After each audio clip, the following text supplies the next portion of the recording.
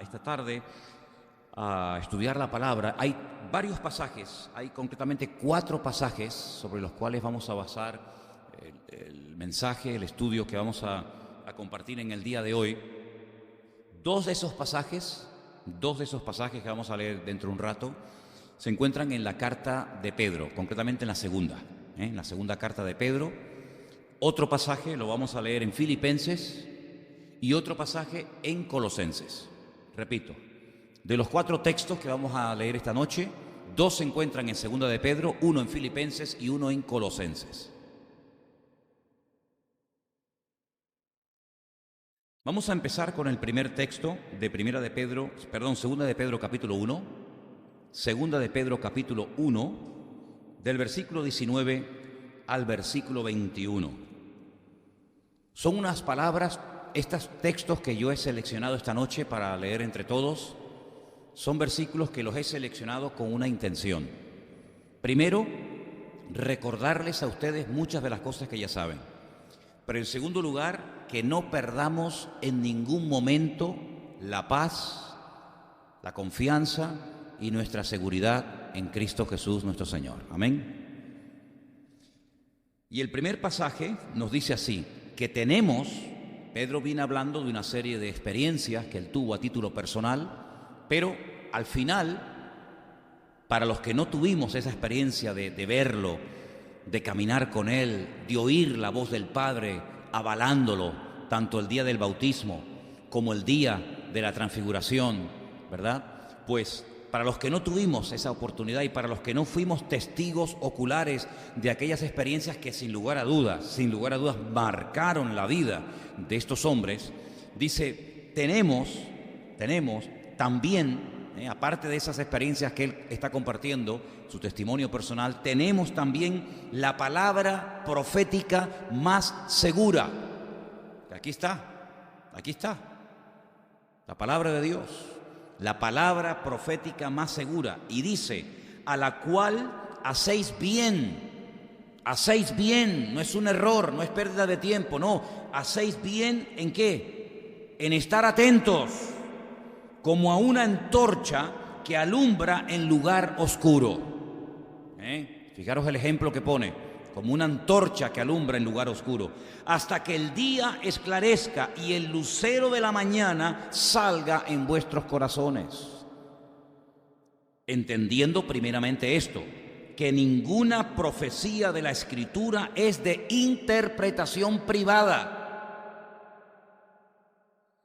porque nunca la profecía fue traída por voluntad humana, sino que los santos hombres de Dios hablaron siendo inspirados por el Espíritu Santo. No es que se levantaban por la mañana profetas como Malaquías, Ageo, Sofonías, etcétera, y decían, bueno, voy a profetizar. No se les obligaba, como en algunas reuniones y en algunos retiros y en algunos círculos, evangélicos, casi que se les presiona y se les obliga a la gente a que profeticen, que se les ocurra, que digan cualquier cosa. No, ellos no profetizaban, dice, por voluntad humana, sino que cuando los inspiraba, cuando los motivaba el Espíritu de Dios, pues los ungía y automáticamente compartían el mensaje. Y ahora yo que estoy preparando un estudio sobre todos los profetas para darlo en el mes de diciembre en una iglesia que me ha invitado en Suiza, tengo que ir profeta por profeta, tanto los mayores como los menores, pues muchos de ellos hasta ponían la fecha, ¿saben? Ponían la fecha, decía el día tal, del año tal, en el mes tal, vino palabra del Señor por boca de tal y tal profeta, y comparas el día, la fecha de dicha profecía con la siguiente que da, y a veces había años, hermanos, de diferencia entre una y otra. Fíjate que, por ejemplo, el otro día puse el ejemplo del profeta Jeremías, cuando a él le dice el pueblo que ha quedado después de haber sido destruida la ciudad de Jerusalén y haber sido llevados al cautiverio en Babilonia, y le dicen, bueno, ora y danos palabra de parte del Señor, es decir, dinos qué tenemos que hacer. Pues él se va y a la media hora no vuelve, sino que vuelve 10 días después. Un hombre como Jeremías, claro, pero es que, hermanos, las profecías que esta gente daba no se las inventaban, como lamentablemente a veces hay gente que se inventa. Y son palabras, bueno, pues de aliento, de ánimo, el Señor está contigo, el Señor te va a bendecir. Hermanas, no hace falta que usted me diga eso, yo se lo agradezco. Si usted me quiere decir que el Señor está conmigo, que me va a bendecir, que no tenga miedo, que el Señor me abrirá puertas, que el Señor me ama mucho y que me va a usar, pues mire, yo se lo agradezco, pero aunque usted no me lo diga, yo ya lo sabía. Yo ya todo eso ya lo sabía. Porque yo tengo la palabra de Dios, la palabra profética más segura, y además por escrito. Fíjese lo que le digo, lo tengo todo hasta por escrito, ¿verdad? Entonces esta gente profetizaba cuando el Señor los ungía, no cuando, ven, que te voy a dar una profecía. A veces ha ocurrido que en un culto llega una persona y empieza a profetizarle a todo el mundo individualmente. Entonces, hermanos, en estos tiempos en los que estamos viviendo, en los que vamos a ver tantas cosas extrañas, tantas cosas raras, dice, hacemos bien, a mí me encanta esa expresión, me gusta muchísimo, hacemos bien en estar atentos a la palabra profética. Dice que es seguridad, es sinónimo de seguridad, y que brilla, nos ilumina el camino, lámpara es a mis pies tu palabra y lumbrera mi camino. Encontramos ese texto, esas palabras, ¿verdad?, en el Salmo 119, hacemos bien. Y la fuente de la información de nuestras vidas no es la prensa.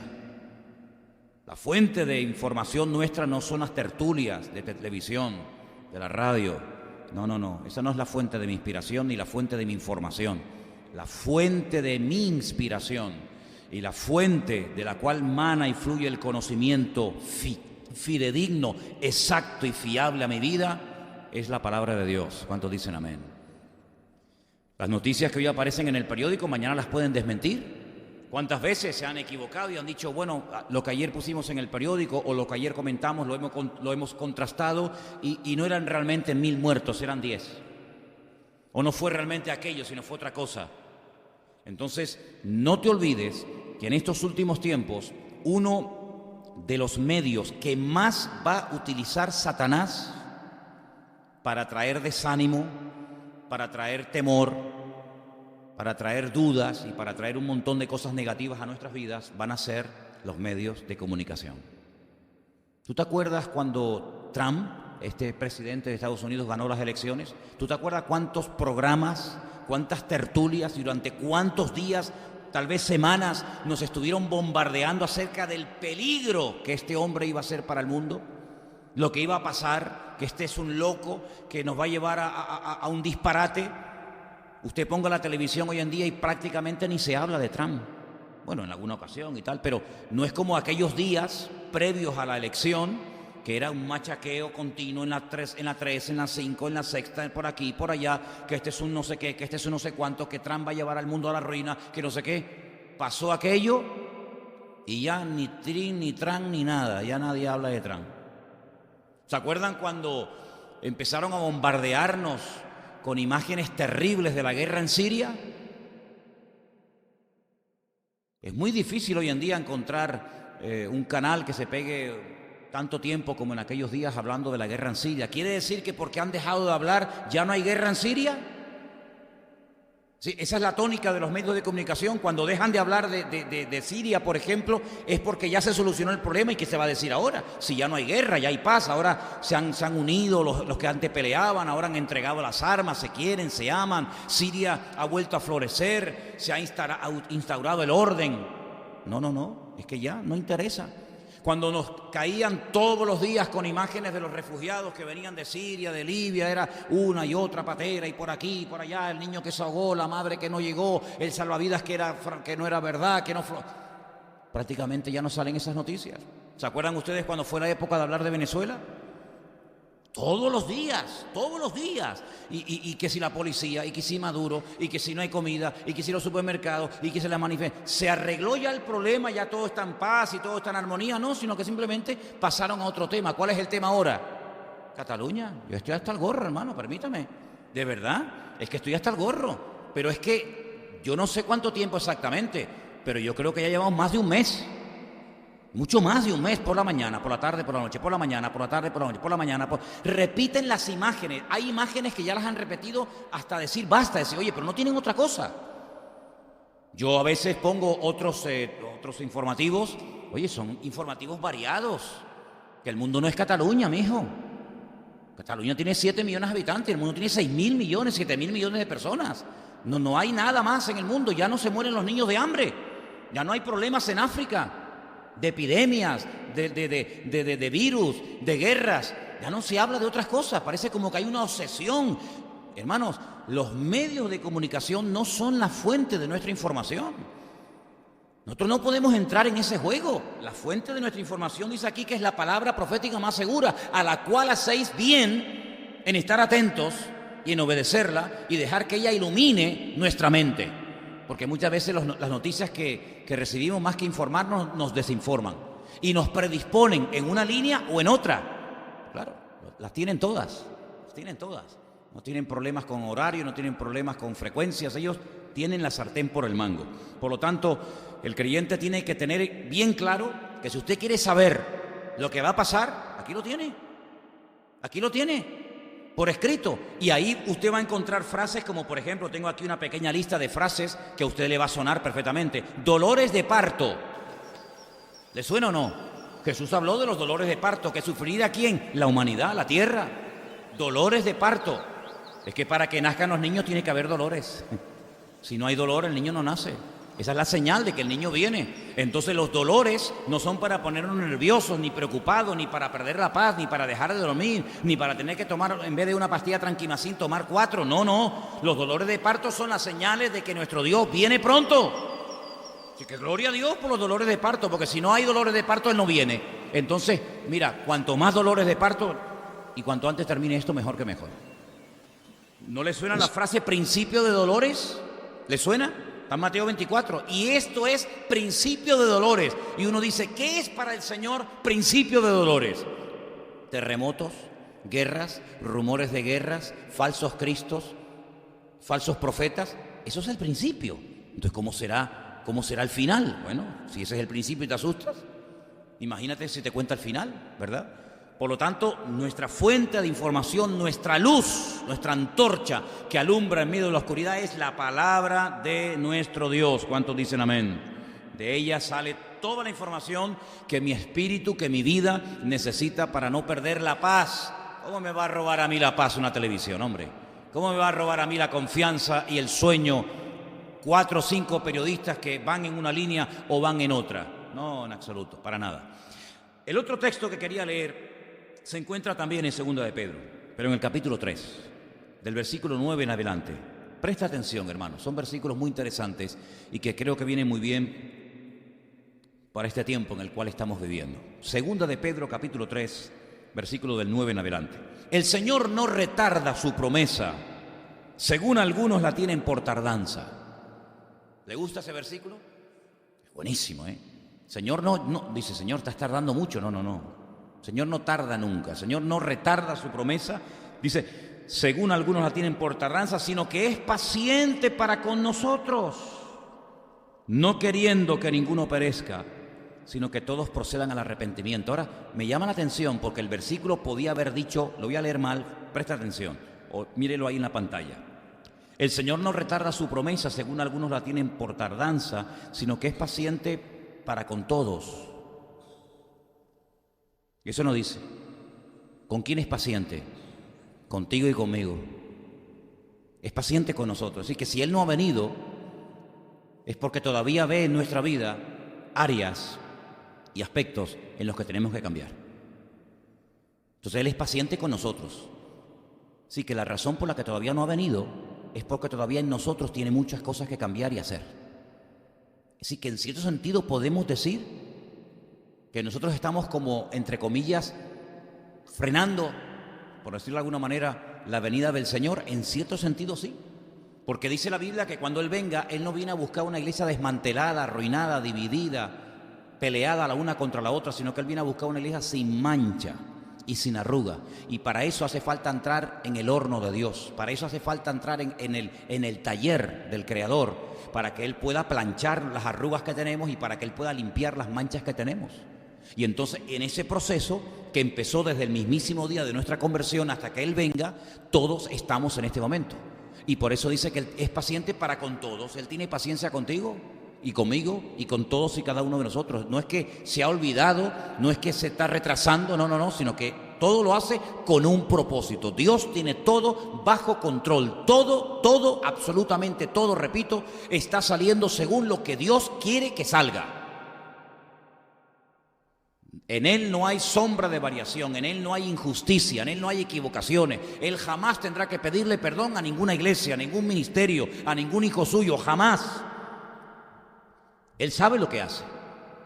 Y Él está teniendo todo bajo su control, y Él es paciente con nosotros, porque Él está obrando, perfeccionándonos, cambiándonos, moldeándonos, como habíamos hablado el domingo.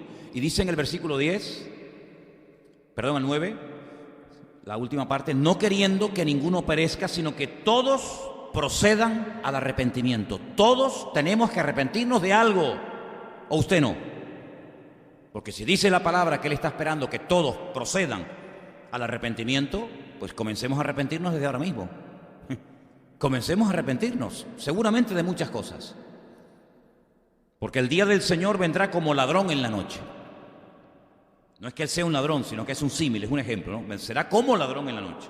Es como cuando dicen, es que Satanás es un león. No, eso no dice la Biblia. No, pero es que dice, hay un versículo que lo dice. ¿Dónde lo dice, hermana? Hay un versículo que dice que Satanás está como león rugiente. Como león rugiente. Como león rugiente, no como león. El único león que yo conozco es el león de la tribu de Judá, que es el Señor. Él es como león. Puede ser lince, gato persa, pero el león es el Señor. Como león rugiente. Dice que vendrá como ladrón en la noche. Que viene sin avisar. Para el mundo, para nosotros ya nos está avisando hace mucho tiempo. Dice, en el cual los cielos pasarán con gran estruendo. Upa. Y los elementos ardiendo serán deshechos. ¿Sabe la temperatura que tiene que haber para deshacer una piedra? Para derretir una piedra, ¿sabe la temperatura que tiene que haber? Pues aquí está profetizando eso.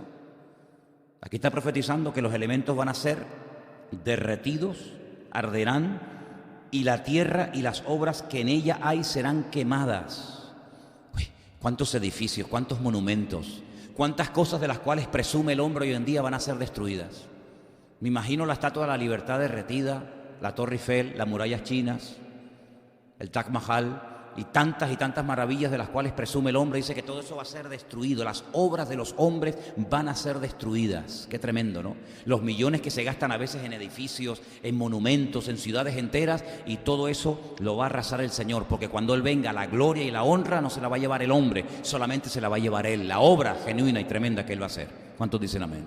Dice el versículo 11, puesto que todas estas cosas han de ser deshechas, lo da por cierto, ¿cómo no debéis vosotros andar en santa y piadosa manera de vivir? ¿Se da cuenta cómo nosotros sabemos lo que va a pasar? ¿Esto ya ha pasado? ¿Esto ya ha ocurrido? No. Esto es lo que va a ocurrir. Entonces, como sabemos lo que va a ocurrir y sabemos cómo, y casi diríamos que hasta dónde, pues dice la Biblia que lo que tenemos que optar es por llevar un modelo de vida, no como la que hablé el domingo del posmodernismo, ¿verdad? Donde todo vale, donde se mezcla todo. No, sino llevar una vida, como dice aquí, santa, diferente, distinta, piadosa, una manera piadosa de vivir, esperando y apresurando para la venida del día del Señor, en el cual los cielos encendiéndose, impresionante esto, serán deshechos y los elementos, los vuelvo a mencionar, siendo quemados, se fundirán. Pero nosotros, ahí está la diferencia, ¿se da cuenta? Pero nosotros esperamos, según sus promesas, que cielos nuevos y tierra nueva en los cuales mora la justicia. ¿Cuántos dicen amén? Entonces, de este mundo no esperamos nada. Al contrario, lo bueno de todo esto es lo malo que se va a poner todo. Aunque parezca una contradicción, ¿se da cuenta? Por lo tanto, nosotros esperamos cielos nuevos y tierra nueva.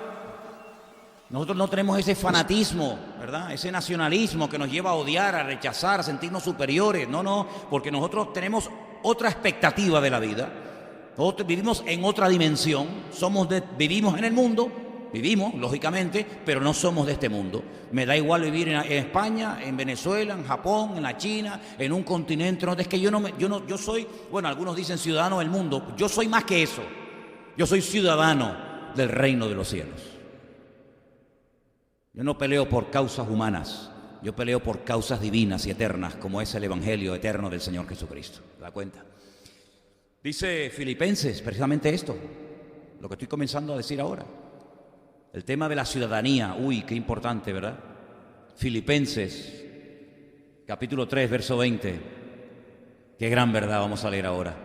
Y permítame decirles, mientras lo van buscando, Filipenses 3:20, que esta ciudad a la cual Pablo le escribe esta carta, la ciudad de Filipo, era una colonia romana, era un lugar extraordinario para vivir. Fíjate qué lugar tan bueno era este, que muchos soldados romanos, cuando se jubilaban, se iban a vivir a esta colonia romana llamada Filipo, porque en esta ciudad se vivía muy bien, muy cómodamente. En esta ciudad había rutas que conectaban otras ciudades en un lugar de tranquilidad, un lugar bonito. Y a esta ciudad donde Pablo estableció esta hermosa iglesia de los filipenses, les dice algo increíble, algo tremendo. La gente soñaba y pagaba grandes sumas de dinero para poder comprar la ciudadanía. Pero ahora mira lo que dice el Señor, Filipenses 3:20. Nuestra ciudadanía, ¿qué ciudadanía tenemos nosotros? ¿Cuál es tu ciudadanía? No, yo soy español, no, yo soy venezolano, no, yo soy americano, yo soy tal. Nuestra ciudadanía está en los cielos, de donde también esperamos al Salvador, al Señor Jesucristo, el cual transformará el cuerpo de la humillación nuestra para que sea semejante al cuerpo de la gloria suya, por el poder con el cual puede también sujetar a sí mismo todas las cosas. Este versículo 20 tenemos que interiorizarlo y tenemos que hacerlo nuestro. Mi ciudadanía es la del reino de los cielos. No somos de este mundo, vivimos aquí, pero aquí estamos de paso. Todo esto son cuestiones humanas, políticas, militares, fronteras. Quítate tú para ponerme yo.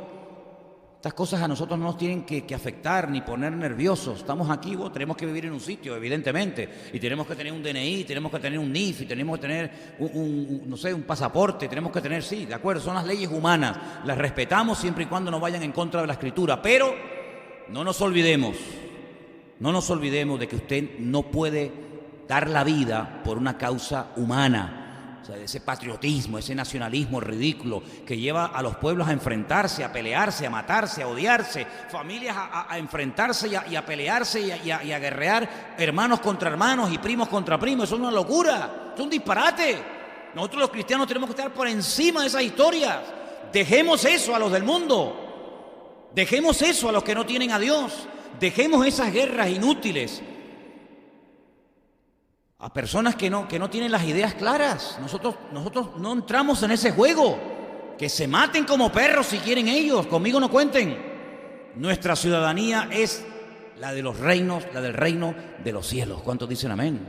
Hay gente que se enfada por una bandera, gente que se mata por un himno. Por favor, nosotros respetamos, ¿cómo no? Por favor, faltaría más. No vamos a estar ahora quemando banderas, ni escupiendo a nadie, ni insultando a nadie, pero hágame el favor. No veo a creyentes que se matan, pelean, se les transforma la cara, se le llenan de sangre los ojos y las venas se le hinchan, discutiendo que si la patria, que si esto. Yo digo, pero no ha entendido nada, mijo. No ha entendido nada. ¿Usted de dónde es? Yo soy cristiano, yo soy hijo de Dios. Bueno, nací, pues mire, nací allí. Yo no lo elegí. Fíjate, es que ni el Señor es tan sabio que ni en eso nos dejó decidir. ¿Dónde hubiera usted decidido? No, a mí me hubiera gustado nacer en tal sitio y tener el apellido tal, pero mira, eso, Dios se encargó de eso. Ni elegimos dónde nacimos, ni elegimos dónde morimos. Dos cosas tan importantes, ¿verdad? Sin embargo, todo eso está bajo el control de Dios. Entonces nosotros no podemos entrar en esas discusiones, en esas peleas, en esas discusiones de bar, de taberna, en esas discusiones, ¿verdad?, efímeras, que por lo que se pelea hoy, mañana no tiene ningún sentido, ¿verdad? Entonces, por lo tanto, hermanos, nosotros tenemos que tener un equilibrio y tenemos que tener una filosofía de vida, pero muchísimo más elevada que todo eso, muchísimo más elevada que todo eso. Nuestra ciudadanía está en el reino de los cielos, dice la palabra de Dios. Le dijo la autoridad competente de la época a Jesús en su propia cara, ¿no me contestas? ¿Tú no sabes que yo tengo poder para condenarte o para soltarte? Ay, amigo, cuando tocó el tema de la autoridad, mira cómo saltó el Señor. Y le dijo, tú no tienes ninguna autoridad sobre mi vida si mi Padre no te la da. Si mi Padre no te da a ti autoridad, a ti no te entra ni oxígeno en los pulmones. Por lo tanto, no creas que tú eres el dueño de la autoridad, porque toda autoridad que podamos llegar a tener en esta vida en el orden de la política, en lo social o en lo espiritual, lo que sea, siempre es autoridad delegada. No es una autoridad nacida de nosotros mismos, de nuestro conocimiento, sino es una autoridad prestada temporalmente. Procura utilizarla adecuadamente y no hacer un uso indebido de la misma, ¿verdad? Por lo tanto, nosotros tenemos que tener un concepto mucho más elevado de nuestra existencia. Nosotros estamos aquí de paso para cumplir una serie de cometidos que espero que lo estemos cumpliendo. Una vez que hayamos cumplido con nuestro cometido, una vez que hayamos cumplido con nuestro propósito por el cual nacimos, se acabó, ya está, punto, se acabó. Mi objetivo no es ser ciudadano norteamericano. A mí me da igual ser ciudadano norteamericano, tener pasaporte español, tener pasaporte egipcio o no tener, me da exactamente igual. Nosotros en cierto sentido somos apátridas. Somos apátridas, en el sentido de que nuestra patria no es de este mundo, nuestra patria está, repito, en el reino de los cielos. ¿Cuántos dicen amén? Yo por lo menos lo veo así y creo que la palabra nos avala para comportarnos de esa manera. Y hay un texto más que quiero leer en esta noche. Está en Colosenses, capítulo 3. Sé que se ha leído muchas veces, pero sería bueno que lo volviéramos a recalcar en el día de hoy. Filipenses, por favor, capítulo 3, Colosenses, sí, capítulo 3, del 1 en adelante. Si pues habéis resucitado con Cristo, me paro aquí y pregunto, ¿usted ha resucitado con Cristo? ¿Esto qué significa? Si usted ha nacido de nuevo, si usted ha entendido el Evangelio, si usted ha aceptado al Señor, se puede explicar de muchas maneras, ¿verdad? Si usted ha resucitado con Cristo, ¿qué tengo que hacer? ¿Cuál es mi deber? ¿Cuál es mi obligación y mi prioridad en la vida? ¿Cuál? Buscad. Esto es un imperativo, esto no es una propuesta. Bueno, les propongo, muchachos, que ustedes tengan un tiempito a ver qué van. No. Esto es un imperativo, es una orden. Buscad. Como yo digo, párese, cállese, hable, coma. Son órdenes. Buscad. ¿Buscar qué? Las cosas de arriba. Eso no significa de que usted va a ir a la casa ahora, coge una escalera y se pone a mirar las cosas que tiene arriba del armario. Por favor, seamos ya maduros, No como maduros, sino que seamos maduros. Buscar las cosas de arriba, donde está Cristo sentado a la diestra de Dios. Amigo, es una meta completamente diferente. Poner la mira, ¿dónde? En las cosas de arriba, no en las de la tierra. ¿Y qué pasa si no hago caso a esto? ¿Qué pasa si busco las cosas de la tierra? ¿Qué pasa si pongo la mira en las cosas de la tierra? Que vas a terminar pensando, hablando y comportándote como los de la tierra. Hablando como ellos, quejándote como ellos, lamentándote como ellos, maldiciendo como ellos, desanimándote como ellos, peleando como ellos, etcétera, etcétera. Entonces eso no puede ser así, eso no puede ser. Es una decisión que uno tiene que tomarla lo antes posible. Así como Daniel, ¿se acuerdan el domingo cuando yo dije que él propuso en su corazón que no contaminarse? El título del mensaje de hoy es No te dejes contaminar. ¿Cuántos dicen amén? ¿Lo puede decir conmigo? No te dejes contaminar. Usted no ha visto, sobre todo lo he visto mucho en gente oriental. Aquí en Canarias alguna vez la habrá visto, pero poca. Pero cuando usted viaja por ahí, usted encuentra a muchos chinos y a muchos japoneses con mascarilla. No sé, yo pensaba al principio que era gente que tenía una enfermedad contagiosa y a lo mejor se ponían eso para no contagiar, pero es que lo veo muchísimo. Cuando usted va a un museo, cuando usted va a un aeropuerto o cuando va a sitios donde hay mucha gente, usted se encuentra sobre todo muchos chinos. No sé si es que piensan que nosotros le podemos contaminar alguna bacteria, alguna vaina rara. Muchos chinos, muchos japoneses que llevan como una mascarilla para protegerse, ¿no?, de la contaminación o de sabe Dios qué. Bueno, póngase la mascarilla en su espíritu. Póngase mascarilla en su alma, porque el mundo está empeñado en contaminar nuestra forma de hablar, pero empeñado, Y además le voy a decir una cosa, el inconverso tiene algo que a veces a nosotros los creyentes nos falta. ¿Y saben lo que es? La perseverancia. Son constantes y machacones y un día y otro día, y si no quieres taza, ahora tazón, y si no quieres por la mañana, ahora por la tarde, y si no quieres por la tarde, también por la noche, y un día y otro, y llega un momento en que hay un bombardeo tan grande que empiezan a manipular y empiezan a cambiar la opinión pública. Porque claro, si tú estás todo el santo día, mijo, desde que te levantas hasta que te acuestas, desde que te levantas hasta que te acuestas, por la mañana, por la tarde, por la noche, pones en la radio lo mismo, pones en la televisión lo mismo, pones en la lectura, un periódico y lo mismo, llega un momento en el que eso te va entrando dentro de tu forma de ser y te va condicionando en una línea o en otra, cuidado, que aquí hay para todos los colores y para todos los gustos. Depende de la radio, depende del periódico, depende de la tertulia que usted escucha, puede terminar odiando a unos o amando a otros, o viceversa, cuidado. Pero entonces quiere decir de que yo soy como una especie de veleta, ¿saben? ¿No? Esa que se pone en lo alto de las casas y el viento sopla de un lado y la veleta pum, se mueve y ahora cambia la dirección y sopla. Mira qué curioso que Pablo le dice a otros hermanos, concretamente a los hermanos de la ciudad de Éfeso, dice: no seáis niños fluctuantes, llevados por todo viento de doctrina, por estratagema de hombres que para engañar emplean con astucia las artimañas del error. Es decir, no te dejes contaminar, no te dejes manipular por los que se dedican profesionalmente a manipular a las masas. Y es que hay expertos, es que hay una parte de la psicología y hay una parte del periodismo que consiste en manipular a las masas. Y hay gente que tiene un carisma a base de repetir y conceptos y palabras, y hay conceptos y palabras que se inventan y a base de repetirlos la sociedad como que los interioriza. ¿Pero cómo puede ser eso? ¿Cómo puede ser eso? Cuando aquí estamos leyendo la palabra que yo tengo que poner la mira. Tengo que poner la mira en las cosas de arriba, no en las de la tierra. Es una orden, hermanos. Y las consecuencias cuando no lo hago son terribles a corto y a largo plazo. Y añade: porque habéis muerto y vuestra vida está escondida. ¿Dónde estamos escondidos? Con Cristo, y Cristo en Dios. Cuando Cristo, vuestra vida se manifieste, entonces vosotros también seréis manifestados con Él en gloria. Y a continuación, no lo vamos a leer, pero a continuación usted puede leerlo esta noche antes de irse a la cama a dormir. Todas las cosas que tengo que hacer para ir dejando lo carnal, menciona algunas: impurezas, malos deseos, avaricia, blasfemias, palabras deshonestas, mentiras, etcétera, que es lo normal, es la filosofía de vida del mundo hoy en día. Odiar, matar. Y detrás de todo esto, ¿quién está? El presidente de Antena 3, el presidente de la Sexta, el presidente... Detrás de todo esto, ¿quién está? El príncipe de la potestad del aire. El príncipe de la potestad del aire, donde se mueven todas las ondas, donde están ahí todos los satélites, ¿verdad? Donde están ahí todas las frecuencias. Ahí ese es el terreno de él. Es el príncipe de la potestad de la atmósfera, de los aires.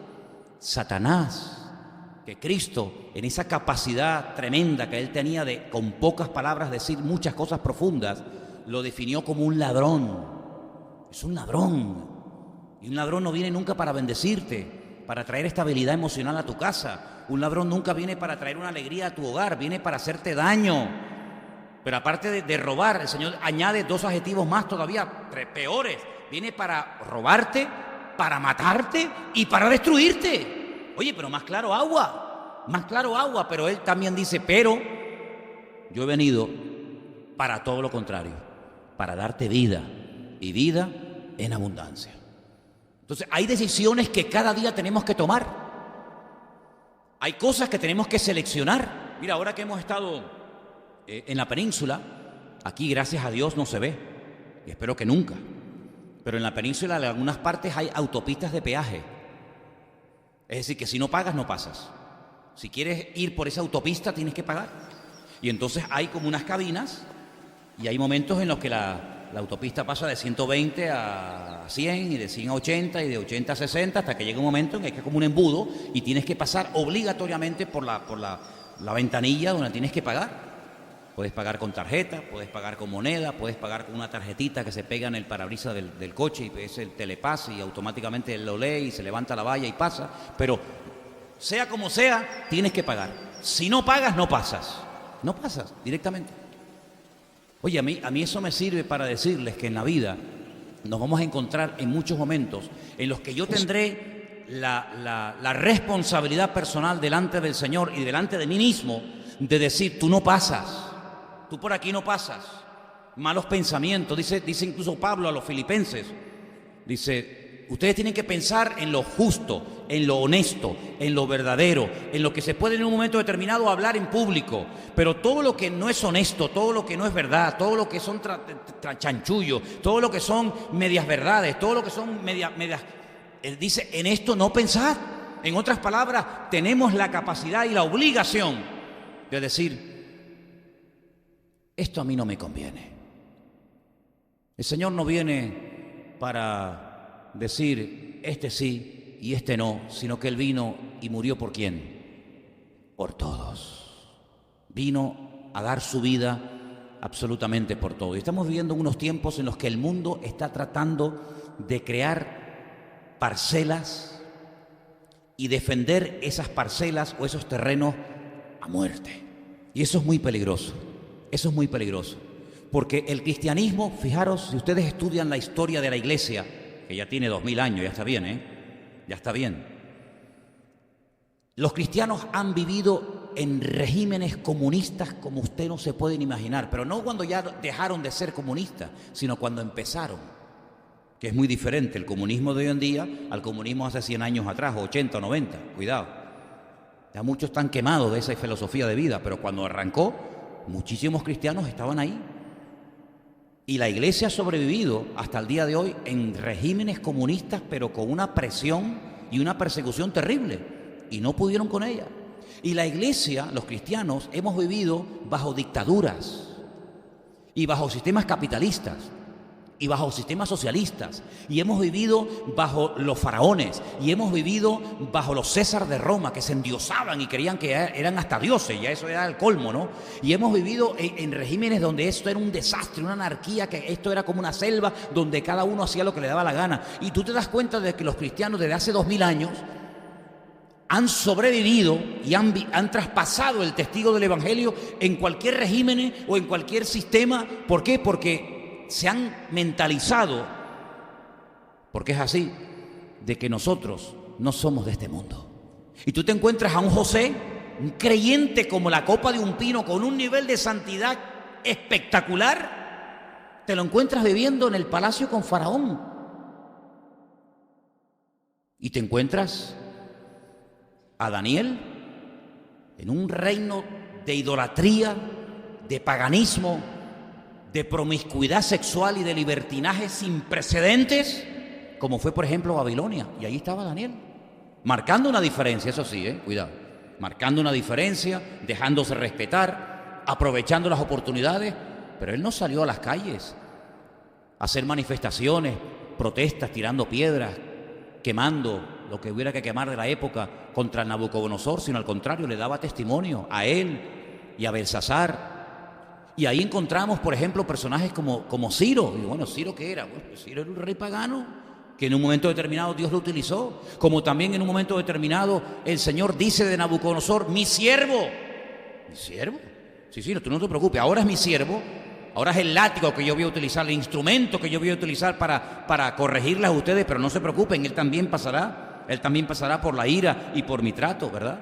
Y ahí encontramos, por ejemplo, a los cristianos de los primeros siglos bajo Vespasiano, ¿verdad? Bajo Augusto César, incluso bajo Herodes, que era terrible, toda la dinastía de los Herodes, desde el abuelo, desde el bisabuelo, todos eran tremendos, bajo Calígula, bajo Nerón, bajo Tito. Y tú te encuentras a los cristianos que ellos se mentalizaron de que en esta vida, donde Dios nos haya puesto, allí donde tenemos que brillar y marcar una diferencia. Y por eso me parece una pérdida de tiempo y una falta de madurez tremenda cuando hay creyentes que pelean por causas humanas, que para eso tienen a los hijos del diablo, pero que nosotros no somos ni de este mundo, ni queremos vivir según las reglas de este mundo, sino que nuestro estándar, nuestro modelo de vida está por encima. Y ese modelo de vida lo tenemos claramente establecido en los patrones de conducta que tenemos en la palabra de Dios por escrito. ¿Cuántos dicen amén? Entonces, hermanos, que nada nos haga perder la paz. El salmista decía, antes de Cristo, imagínate ahora, en paz me acostaré. Claro, para dormir en paz hay que acostarse en paz. Tú no te puedes acostar en guerra y pretender dormir soñando con los pajaritos. Vas a soñar con los buitres, no hay que con los pajaritos. Pero dice el salmista, yo en paz me acostaré y asimismo dormiré, porque mi mente, mi cerebro, mis pensamientos no han estado contaminados, dejándose envenenar durante el día con lo que los hombres del mundo dicen, sino que yo me he llenado de los principios y de las promesas de mi Dios, sabiendo que aunque caigan por un lado y caigan por otro lado, yo estaré con ustedes todos los días hasta el fin del mundo. Entonces son cosas que sabemos, ¿verdad? Yo no estoy enseñando nada nuevo. Son cosas que sabemos, pero que a veces es bueno recordarlas. A veces es bueno recordarlas. Que caerán a tu lado 1000. Ah, caerán, sí, claro, te lo está diciendo. Caerán a tu lado 1000. Es un montón, ¿eh? Y a tu lado 10.000. Muchacho, pero a ti no llegará. ¿Y de dónde vendrá mi socorro? Mi madre, ¿de dónde viene? Si es que esto es un desastre, la banca se va al garete, los gobiernos se van al garete, este no tiene autoridad, el otro es un mequetrefe, el otro es un dictador. Bueno, tú tranquilo, poner la mira en las cosas de arriba, buscar las cosas de arriba, no las de la tierra, y yo no te dejaré ni te desampararé. Aunque la familia te falle, el pastor te falle, los amigos te fallen, el político te falle, el otro te falle, yo voy a estar contigo siempre, todos los días hasta el fin del mundo, hermano. Son cosas que sabemos, pero oye, que viene bien a veces recordárnoslas y decir, oye, ¿de dónde vendrá mi socorro, muchachos? Irte desde allá arriba con los diezmos, las ofrendas, atravesar aquellas montañas, aquellos ricos donde se metían los ladrones, que sabían que iban los peregrinos a Jerusalén cargados con sus ofrendas y con sus donativos para la casa de Dios, y ahora yo emprender un viaje con cuatro niños, la mujer, los animales.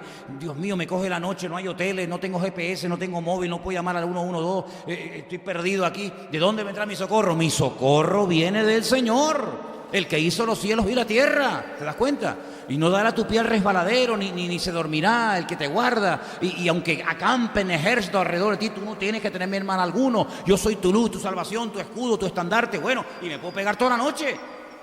Entonces, todas esas cosas que ya sabemos, oye, hay que decirlas a veces en alta voz, ¿sabes? Yo creo que hay un poder cuando decimos las cosas en alta voz.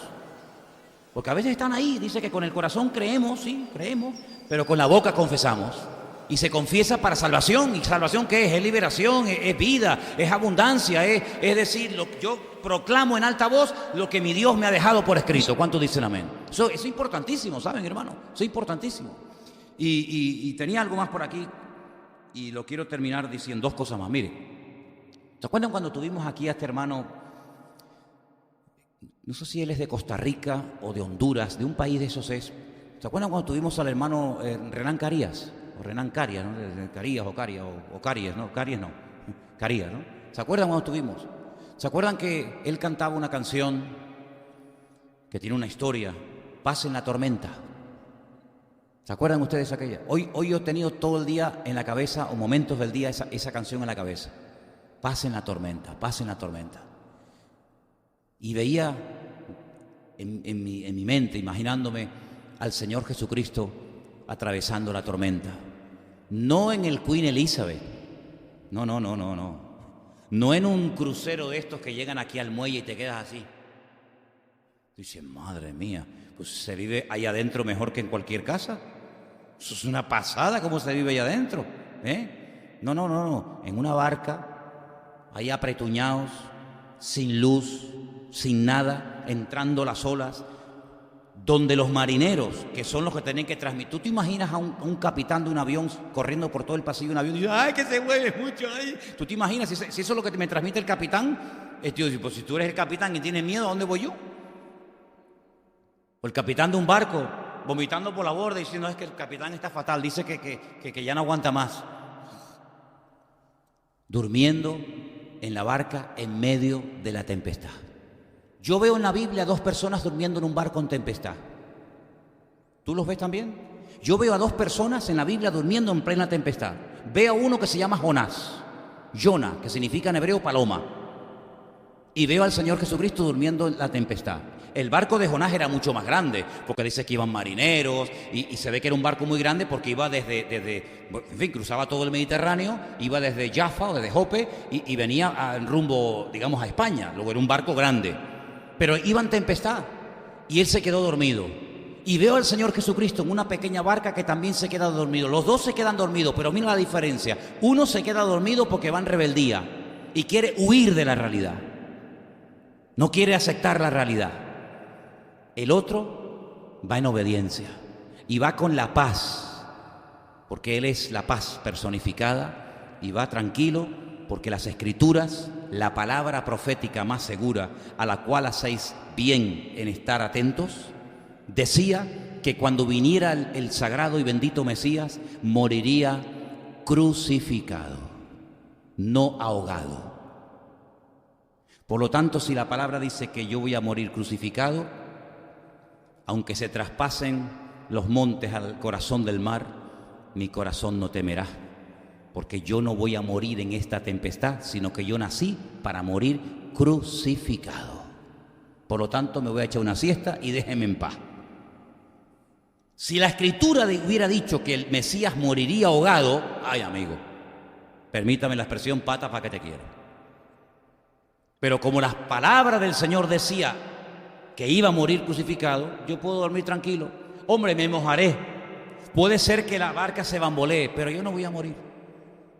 Porque la palabra más segura dice la forma como yo iba a morir. Y por eso, cuando nosotros conocemos la palabra y estamos empapados y llenos de la palabra, yo tengo que saber, como el Señor sabía que Él no iba a morir ahogado, sino crucificado, yo tengo que saber que cuando empiecen los dolores de parto, cuando empiecen los principios de dolores, etcétera, etcétera, las guerras y rumores de guerra y las divisiones y las peleas y las falsas profecías, etcétera, etcétera, yo tengo que saber que a mí eso no me va a afectar, que a mí eso no me debe de afectar, más bien. ¿Saben por qué? Porque yo conozco la palabra de Dios y yo sé que todo eso es necesario que ocurra, pero es el anticipo, son los toques de trompeta previo a la aparición visible de nuestro Señor Jesucristo. Es decir, yo me preocuparía más si no pasa nada que cuando pasan cosas. Yo estaría preocupado y nervioso diciendo, oye, no hay guerras, no hay hambre, 25 años sin un terremoto, no hay paro, ya los hombres no matan a las mujeres como ocurre lamentablemente, ya los judíos y los palestinos ya comen juntos, hacen fiestas juntos, juegan al fútbol juntos, se van de vacaciones la familia de los palestinos y los judíos juntos, ya no hay guerras en el Oriente Medio, ya se llevan todos de maravilla. Yo estaría tremendamente preocupado, primero porque entonces me daría cuenta de que la Biblia es un timo, y en segundo lugar, porque entonces en vez de estar aquí, lo que seguramente yo estoy muerto, estoy en el cielo y no me he dado cuenta que ya morí y llega la gloria. Pero mientras estemos en este cuerpo, mientras estemos en este valle de sombra y de muerte, la palabra de Dios nos dice que vendrán terremotos y todo tipo de barbaridades, pero el Señor, hermano, y quiero ir concluyendo, nos dio una gran lección en la antigüedad. Y por eso es bueno tener memoria espiritual, para mirar atrás y decir, Señor, si tú lo hiciste una vez, ¿por qué no puedes volver a hacerlo otra vez? En el arca de Noé, queridos hermanos, iba el justo Noé con su familia.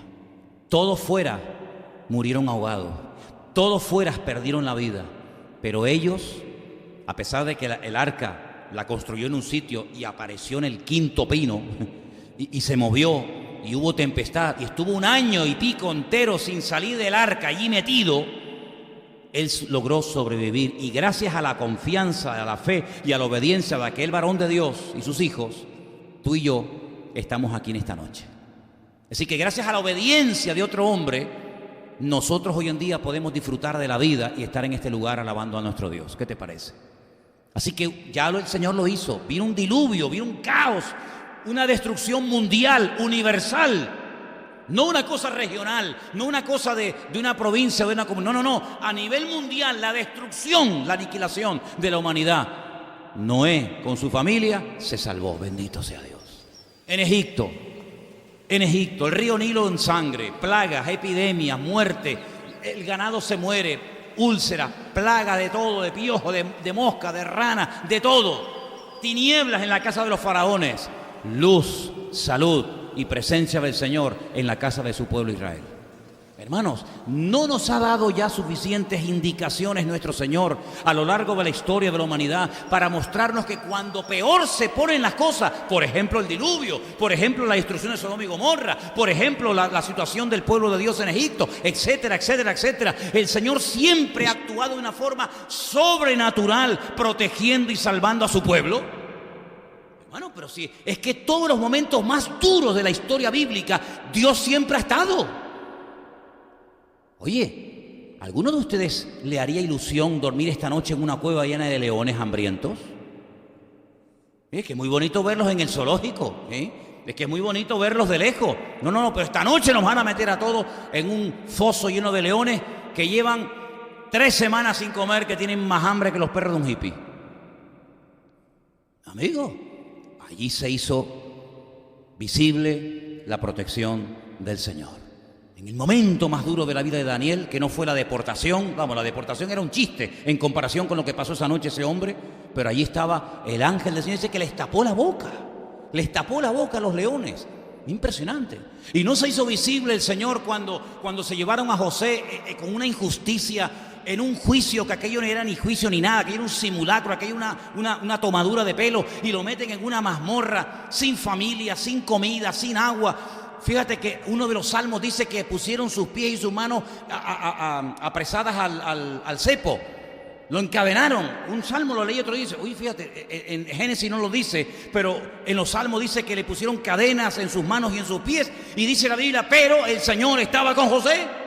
Pues gloria a Dios. Y cuando los meten en el horno de fuego, hermano, el otro día yo calenté un poco de más la taza del café con leche y la fui a agarrar. Muchacho, mira. Y cuando fuimos a las termas estas romanas hace poco allá, ¿dónde era? En Orense. Había una en la que yo entré y me llegó hasta el tobillo. Yo digo, de aquí me mando a mudar. Hasta el tobillo. Y a estos los meten dentro de un horno de fuego que dice que lo calentaron 7 veces más. Y el Señor no estaba allí con ellos. ¿Qué se creen? ¿Que ellos entraron y luego entró el Señor? No, ya el Señor estaba dentro, esperándolos. Y fuera no lo veían, pero en la prueba, en el fuego, sí lo vieron. El hombre me ata y el Señor me desata. El hombre me quiere matar y el Señor me da vida. Fuera, en la tranquilidad, no lo veo, pero cuando entro a la prueba, lo veo y Él está conmigo y hasta los inconversos lo ven. Pues bendito sea Dios. ¿Es que acaso tenemos otro Dios? ¿Es que acaso Dios está ya cansado y como ese pobre viejito que ya el pobre le duele la espalda, la rodilla y ya pierde la memoria, ya está deseando ya irse a la otra vida? ¿Es acaso esa la imagen que tenemos de nuestro Dios? Nuestro Dios tiene más poder y más autoridad que nunca en la historia, hermano. Y las cosas más grandes que vamos a ver, tanto en una línea como en otra, Dios nos ha seleccionado a ti y a mí para que las podamos ver. Es verdad que no vimos personalmente a Juan, ni a Pedro, ni a David, ni a Santiago, ni a Moisés, ni a Abraham, ni a Elías, ni a tantos personajes de Dios. Ni siquiera a Él lo vimos personalmente, ni lo escuchamos, ni lo tocamos, ni estuvimos en el monte de la calavera, ni el día de la resurrección, ni en el aposento alto el día de Pentecostés. Es verdad que no vimos nada de eso. Pero lo que vamos a ver nosotros, ¿cuántos profetas del Antiguo Testamento desearon ver lo que tú y yo estamos a punto de ver y murieron y no lo lograron ver? Vamos a ver el libro del Apocalipsis cumplirse. ¿Te parece poco? Ni Juan, que lo escribió, lo vio en profecía, lo vio en visión, en sueño. Y nosotros vamos a vivir unos tiempos de historia bíblica sin precedentes. Pero guarda tu mente, guarda tu corazón, guarda tus ojos, guarda tus oídos. No te dejes contaminar. ¿Cuál es el título del mensaje esta noche? No te dejes contaminar. Contaminar sobre todo por esos medios tan poderosos que llegan a millones de personas al mismo tiempo y se meten en las casas sin pedir permiso y se meten en todas partes sin pedir permiso. ¿Por qué? Porque tienen poder para hacerlo. Las mejores cámaras, los mejores satélites, los mejores repetidores, los mejores estudios de grabación, los medios más sofisticados los tienen ellos. ¿Y tú te crees que los han hecho para traer bendición, para dejarte dormir, para traerte paz y seguridad? No, hermano, el diablo quiere utilizar toda esa tecnología para dañar, para matar y para destruir. Pero como ya lo sabemos, nos vamos a rodear con la presencia del Señor. Y como dice la Escritura, yo y mi casa serviremos al Señor. Amén, hermanos. Cierra tus ojos ahí donde estás. Nuestra causa no está perdida. Al contrario, es la causa de las causas. Es lo único digno por lo cual vivir y morir. El Evangelio eterno de Jesucristo. Todos los sistemas, imperios y regímenes a lo largo de la historia han tenido su tiempo de esplendor y de gloria y su tiempo de la más absoluta decadencia. Incluso algunos han desaparecido y no hay más que piedras viejas y templos y castillos viejos que ya no sirven para nada más que para sacarse fotografías, nada más que para eso. Pero el reino del Señor es sempiterno, nunca perecerá. Dice la Biblia que cuando Él vio caer aquella imagen de oro, de plata, de bronce, de hierro, representando, simbolizando a los reinos de la tierra, dice que después con aquella piedra que fue golpeada, aquella piedra hizo un gran monte, aleluya, y el ángel Gabriel le dijo a aquella santa mujer llamada María, el reino de Israel, el reino de Jacob para siempre reinará y su reino no tendrá fin, aleluya. Estamos viendo cómo las naciones están siendo sacudidas y humilladas y están quedando en evidencia aquellos que se creían los amos y los dueños, están quedando en evidencia ciegos, tratando de guiar a ciegos, pues al mismo hoyo. Pero nuestro Dios, que tiene ojos y ve, y que tiene boca y nos habla a través de su palabra escrita esta noche, nos dice y nos recuerda: haced bien en prestar atención a la palabra profética más segura, la cual alumbra como antorcha en medio de la oscuridad. Aleluya. Y nos agarramos a tu palabra viva y eficaz, eterna, y a ella nos agarramos, a sus promesas, a los pactos y a las acciones y obras de Dios que nos marcan un estilo de vida y nos muestran el camino a seguir. Queremos, Señor, cerrar nuestra mente al temor. Queremos cerrar nuestra mente y nuestros oídos a todo lo que no proceda de Dios. Solamente me abro a lo que el Espíritu dice a mi vida. Aleluya. Y en esta tarde te doy gracias porque esta palabra inspirada, por la cual muchos han dado su vida para que llegue a nuestras manos hoy, me inspira, me motiva y me alienta para seguir adelante a la expectativa, porque la expectativa nuestra es muy grande, Señor. Todo será destruido, quemado y derretido, pero nosotros esperamos el retorno de nuestro Señor Jesucristo. Los elementos serán quemados, todo será destruido, pero la gloria tuya irá en aumento como la luz de la aurora. Gracias, Padre, por esta palabra. Te pedimos que meditemos en ella, que la repitamos, que la interioricemos, para que ella nos marque la senda, el camino a seguir. Y pase lo que pase y venga lo que venga y digan lo que digan, nuestra confianza está en el Dios vivo y verdadero. A Él la gloria y la honra, en el bendito nombre del amado Hijo Jesús. Amén.